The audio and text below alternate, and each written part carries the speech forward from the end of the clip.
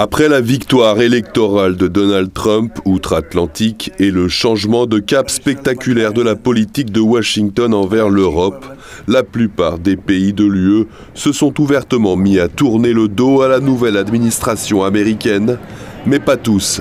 Il y a au contraire des voix en Europe qui soutiennent la politique de Trump, y compris à l'égard de la Russie. Călin Georgescu, candidat à la présidence de la Roumanie, a remporté le plus grand nombre de voix lors du premier tour en novembre 2024, mais la Cour constitutionnelle locale a ensuite annulé les résultats du vote, prétendument en raison d'une ingérence étrangère dont la preuve n'a toujours pas été apportée.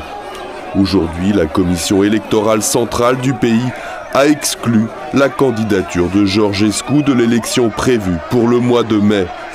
Furieuses, des foules sont descendues dans les rues de la capitale roumaine et ont déclenché d'impressionnantes émeutes. Certaines personnalités officielles russes ne se sont pas privées pour s'exprimer sur l'illégitimité du retrait de Georgescu de la course à la présidence.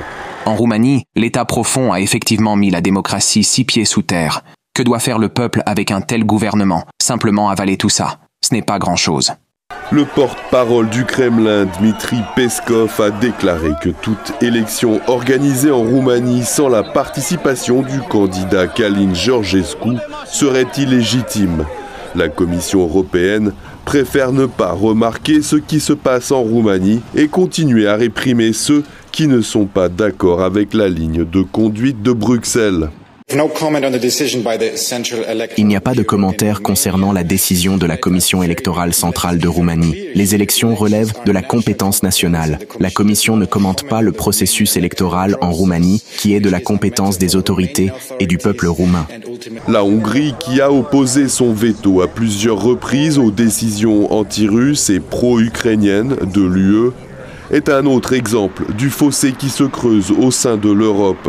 Et la position de Budapest est désormais de plus en plus ignorée lors des sommets communautaires. Cette semaine, la Hongrie pourrait faire échouer l'extension des sanctions contre les personnes et les entreprises russes. Cette fois-ci, il n'y aura aucune possibilité de faire taire la voix de Budapest car les sanctions nécessitent un accord unanime des 27 États membres de l'UE. De quoi conférer à Viktor Orban plus de poids pour obtenir ce qu'il veut ou menacer de faire échouer le vote pour de bon.